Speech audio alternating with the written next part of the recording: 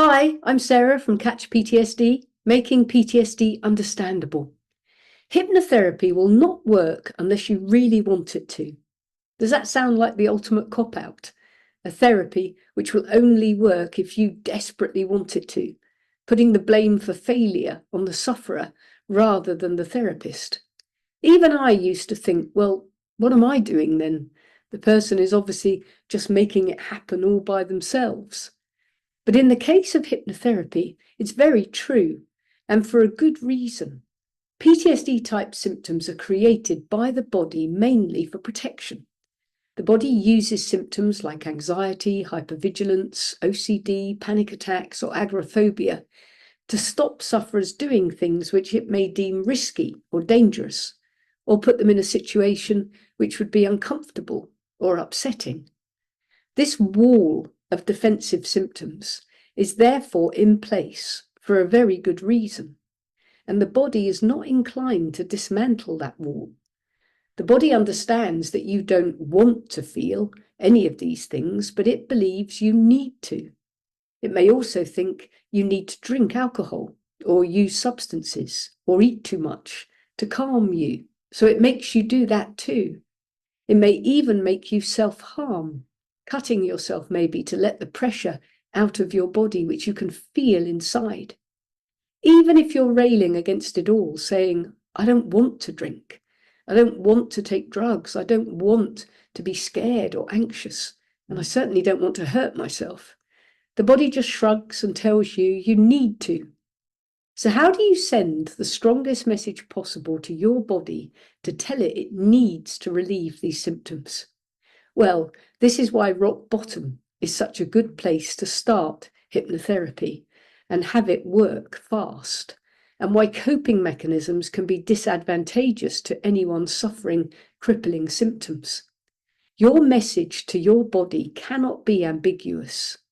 If you start hypnotherapy with the mindset that you want to put an end to your symptoms, but that you can manage it, even if that is just bravado on your part, your body is listening to that and thinking, there you go.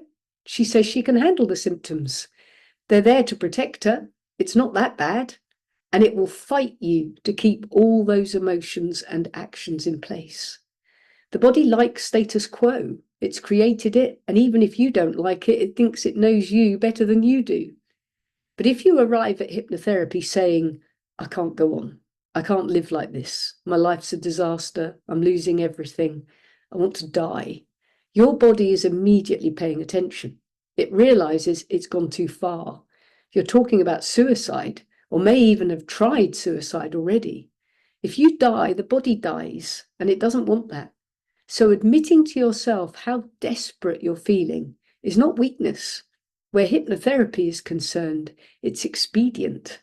Then the body knows it can't go on ladling these troublesome symptoms on your head, because you may just crack. The body is far more disposed then to releasing some of the symptoms, and may even eliminate all of them altogether. If you're willing to take the time to find out where they're coming from in the first place, the body will cooperate, and that is the purpose of Catch PTSD hypnotherapy, to find the root cause of everything you're feeling, so it can be understood and diffused permanently. Never doubt this is serious. This is a hostage negotiation. One half of you wants to hold you prisoner for a reason, the other half wants to escape. Just like in hostage negotiations, the hostage taker wants to be listened to and understood, and then release is possible. If the hostage refuses to listen, the hostage taker is not disposed to set them free. I liken hypnotherapy to couples counselling. How many of us in a relationship do not take the other person's upset seriously until they are walking away?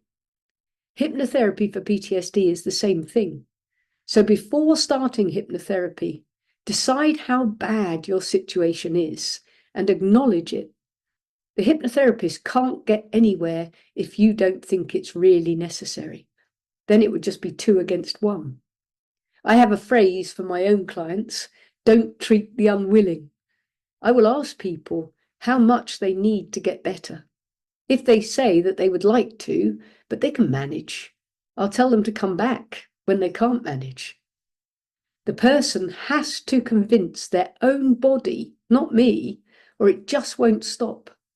All Catch PTSD hypnotherapists know this. If you need help desperately, contact us and we'll work with you to take back control of your body and your life.